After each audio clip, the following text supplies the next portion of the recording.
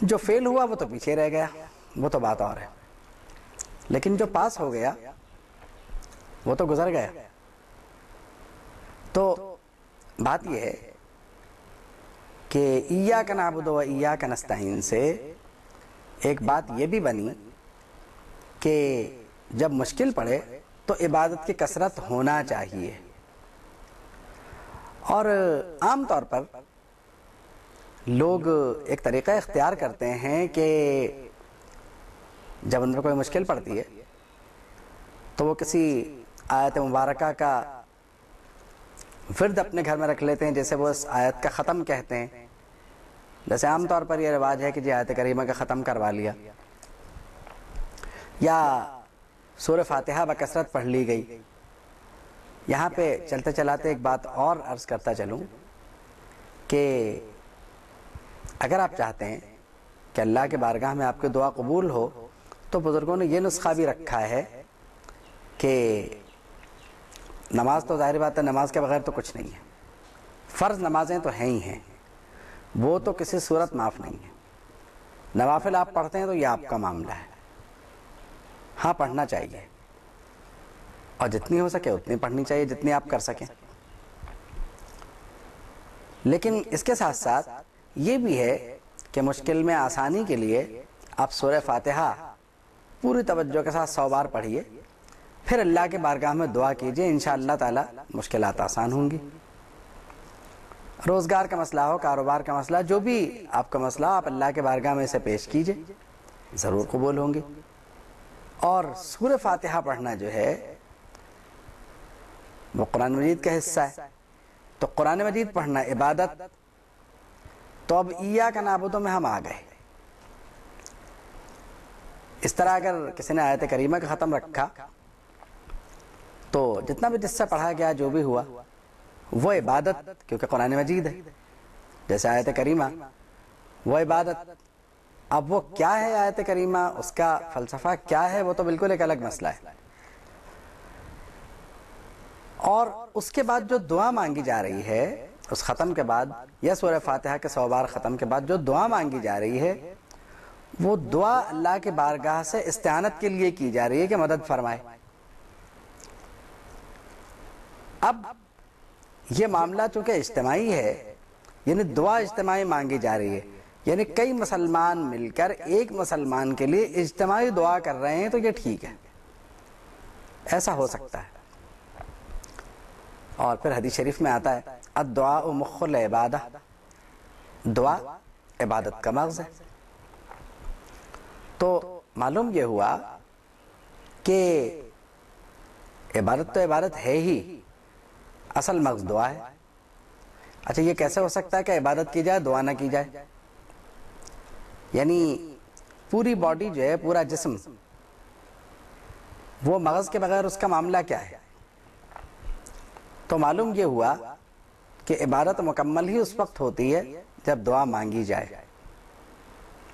اب کسی بادشاہ کے بارگاہ میں آپ پیش ہوں اور وہاں سے کچھ مانگے بغیر چلے آئیں آپ، تو بات کیا رہی؟ اور یہ تو آپ خالق اکبر، خالق کائنات کی بارگاہ میں ہیں، یہاں سے کچھ نہ مانگیں تو کیا مانگیں؟ کیا گئے پھر؟ اگر اپنے خالق و مالک سے کچھ نہ مانگا تو اس سے بڑا محروم تو کوئی بھی نہیں دنیا میں، کیونکہ اس سے بھی نہیں مانگے تو پھر کس سے مانگیں گے؟ تو انتہائی جو انکساری کے ساتھ اور انتہائی زاری کے ساتھ دعا کرنا چاہیے۔ دعا کے آداب پر مفصل گفتگو کا یہ موقع تو نہیں ہے، مگر بات اتنی بتانا تھی کہ ایک مسلمان کے لیے کئی مسلمان اگر عبادت کر کے دعا مانگے اور اس کے لیے اس کے گھر میں جمع ہو جائیں یا کچھ اور سلسلہ بن جائے جہاں اس کے لیے دعا ہو جائے تو اس میں کوئی حرج نہیں ہے۔ اور اگر وہ اس اعتبار سے کہ آپ اس کے گھر پہ مہمان آئے ہیں، آپ کے شکریہ کے طور پر کہ آپ نے اس کے لیے اپنا وقت دیا، اس کے لیے دعا مانگی، تو آپ چونکہ اسے گھر پہ مہمان ہیں، تو اب اگر وہ آپ کا میزبان بن جائے اور جو کچھ اس کے پاس ہے اس سے وہ آپ کی خدمت کر دے، یعنی مشروب یا کھانا پینا جو بھی اس کی حیثیت ہے، تو اس میں بھی کوئی مذاقہ نہیں، یہ بھی مستحبات میں سے بھی ہے، اور مہمانداری جو ہے وہ ایک اچھی بات معاشرے کے اعتبار سے بھی ہے اور حکم بھی ہے۔ حدیث شریف میں آتا ہے من کان یؤمن باللہ والیوم الآخر فلیکرم ضیفہ، کہ جو اللہ اور آخرت پر ایمان رکھتا ہو اسے چاہیے کہ وہ مہمان کی عزت کرے۔ تو اب یہ مہمان کی عزت افزائی جو یہ حدیث کی روح سے ہے، یعنی یہ کوئی عجیب بات نہیں ہے۔ تو اب اس پر جو کچھ تھا اس کے سامنے، اس پہ اگر فاتحہ دی گئی اور مہمانوں کو کھلایا گیا تو اس میں بھی کوئی مذاقہ نہیں، کیونکہ اس فاتحہ میں بھی جو دعا کی گئی وہ میزبان کے لیے ہے۔ تو کوئی چیز کہیں پہ منع نہیں ہے، صرف بات سمجھنے کی ہے اور سمجھانے کی ہے۔ اگر ہم سمجھانے میں غلطی کریں گے اور جذباتی نقطہ نظر رکھیں گے اور معاملات کو معاملہ فہمی کے بجائے کسی اور طرف لے جائیں گے تو معاملہ ویسے ہی جائے گا۔ تو طریقہ کار جو ہے وہ صحیح استعمال کرنا چاہیے۔ تو اگر ہم ایاک نعبد و ایاک نستعین سے اوراد و وظائف کا جواز ڈھونڈنا چاہیں تو بحسن و خوبی اور بطریق احسن بہت آرام سے مل جاتا ہے، اور کوئی مسئلہ بھی پیدا نہیں ہوتا۔ تو ایاک نعبد و ایاک نستعین کی جو تفسیر ہے اور اس سے جو مطالب ہم لینا چاہتے ہیں، مثبت مطالب، وہ ہمیں مل جائیں گے، منفی کی طرف جانا نہیں چاہیے۔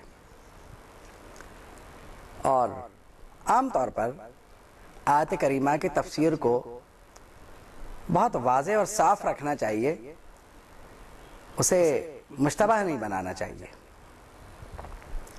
یعنی جو بات آپ کہنا چاہتے ہیں وہ بہت واضح ہو، اس میں جذباتی انداز اس طرح کا نہ ہو کہ دوسرے مسلمان کی دل آزاری بھی ہو، اس کی توہین بھی ہو، اور اس آیت کریمہ کو پڑھ کر ہم یہ ثابت کریں کہ ہمارے علاوہ باقی پوری دنیا غلط ہے۔